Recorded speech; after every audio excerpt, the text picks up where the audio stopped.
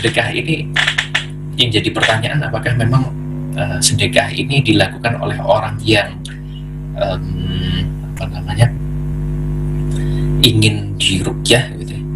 Sedekah ini dilakukan oleh orang yang ingin meruqyah diri sendiri atau orang lain ketika menyampaikan sedekah kepada seseorang itu, apakah itu dapat menjadi bentuk ruqyah juga, Ustaz?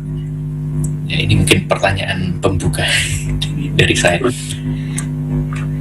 Jadi kita menjawab pertanyaan itu, apakah kita pada waktu kita menangani kasus-kasus itu kadang-kadang sering kita ungkapkan juga bagaimana Ibu di dalam sedekahnya kita tanyakan. Karena pada waktu kita kan begini, pada waktu kita menangani kasus itu bukan hanya sekedar hitam dan putih, tetapi dimaknai supaya orang itu, bukan kita itu meruqyah, bukan orang itu supaya bergantung dengan kita, tidak. Tapi menjadikan orang yang kita bantu ruqyah itu suatu saat satu bisa ruqyah mandiri. Kemudian apa? Setelah pasca di ruqyah, orang itu menghidupkan mesin ketaatannya. Tentunya bisa sholatnya, syukur jamaahnya, baca Qur'annya, termasuk sedekahnya. Pada waktu bentuk-bentuk ketaatan syariat Allah itu lakukan, sholat, puasa, ya, zikir dan sebagainya, itu hidup setelah pasca diruqyah itu, insya Allah nanti tidak gampang masuk. Banyak di pertanyaan di kita mesti tanya, Pak Ustaz, nanti kalau saya sudah diruqyah, apakah jinnya tidak masuk lagi? Nanti gitu yang banyak, apakah jinnya tidak masuk lagi?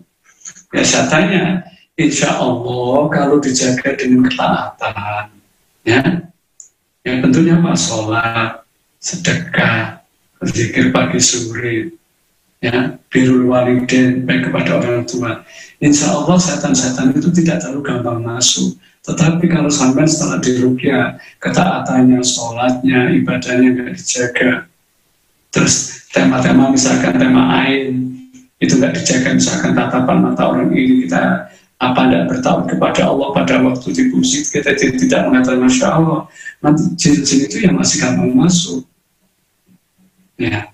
Akan tetapi kalau benteng-benteng itu tadi, ya, pagar-pagar ketaatan itu kita jaga, walaupun kita berzikir, kita sholat, itu bukan untuk itu tujuannya, tapi ketaatan itu kita lakukan, insya Allah jin-jin itu tidak gampang masuk lagi, ya. Jadi seperti itu. Jadi kita sering di lapangan mesti ayo mesin ketaatannya dihidupkan.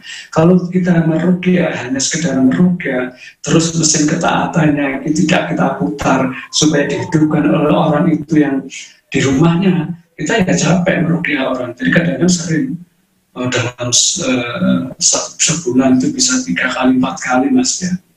Tapi kita kan namanya dakwah, ya, itu bagian dari tetap mengingatkan, fadzakir, ya, fa'inna dzikra tanfa'ul mu'minin. Beri peringatan, karena peringatan itu bermanfaat bagi orang mukmin. Kita tidak ada bosan-bosan yang mengingatkan, ayo sholatnya, ayo sedekahnya, ayo ribanya dihilangkan dan sebagainya. Ini fakta di lapangan, ya. Sahabat hidup berkah yang digunakan Allah, qadarullah, saya sering meruqyah di banyak tempat, terutama di tempat-tempat kuliner.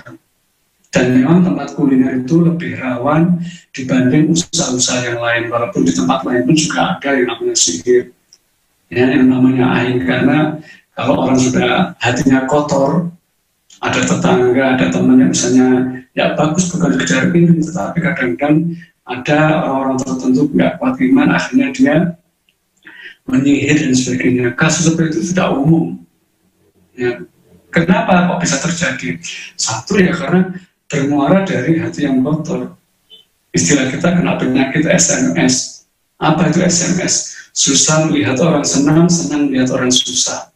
Kenapa kok bisa sampai kotor? Ya karena dia tidak mau beragama dengan kafah, dengan baik.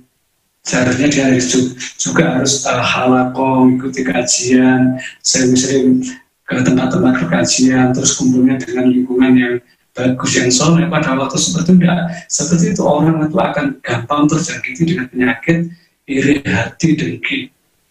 Dan itu sering di lapangan, karena orang-orang menyihir dan sebagainya itu rata-rata karena faktor dia tadi kena penyakit AIDS Apa itu angkuh, iri, dengki, akhirnya jadi serakah. Awal lagi ya SMS lagi, susah melihat orang senang, senang melihat orang susah, gitu. Dan ini fakta di lapangan. Pada waktu kita sering menangani kasus-kasus, ternyata di samping mereka itu ibadahnya kurang dan sebagainya, apa? Mereka itu juga mungkin sedekahnya kurang. Jadi kurang sedekah.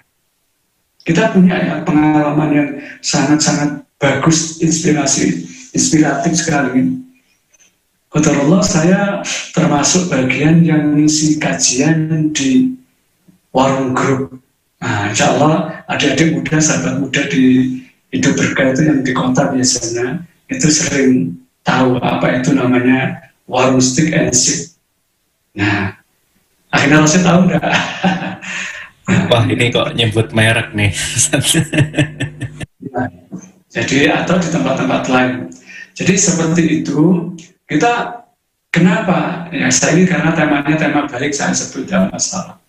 Jadi untuk pembelajaran yang lain. Jadi kenapa usahanya di antara warung-warung seperti itu kok bagus?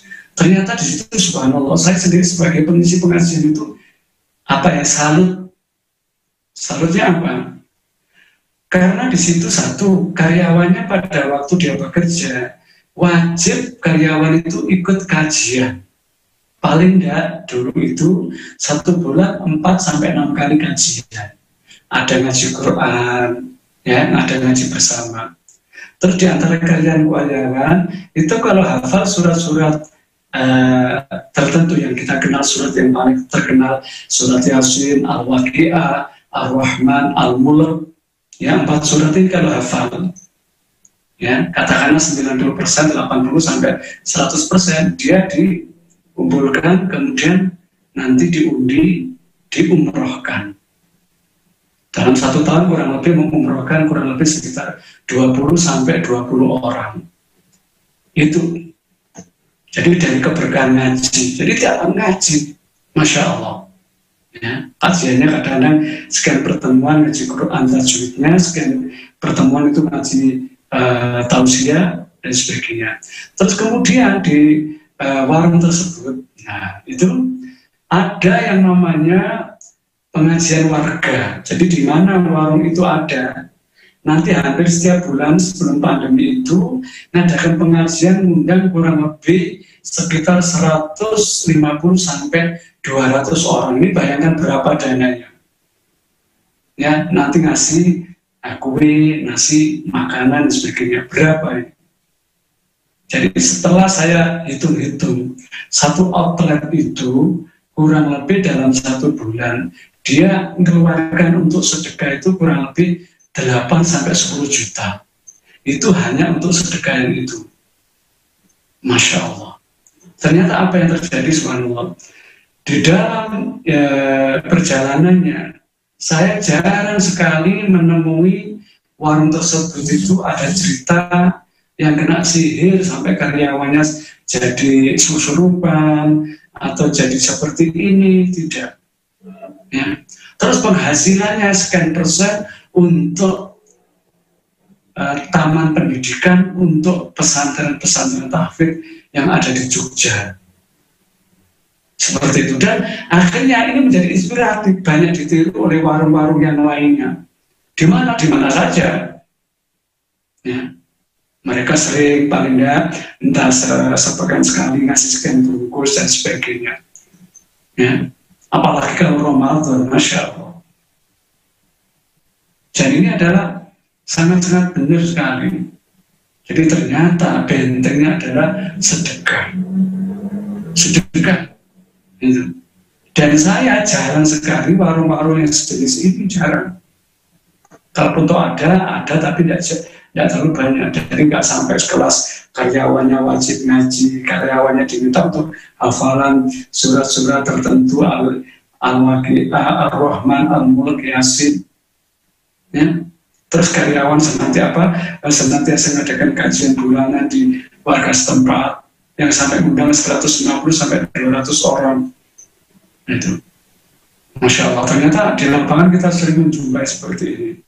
Makanya kita meruqyah itu bukan hanya belajar dari kitabnya Syekh Wahid Salam Bali, tapi kita juga belajar dari kuliah kehidupan. Ternyata benar, Masya Allah, di dalam kasus-kasus kita pada waktu menangani pasien-pasien itu, Masya Allah, pengaruh sedekah itu subhanallah besar sekali seperti itu.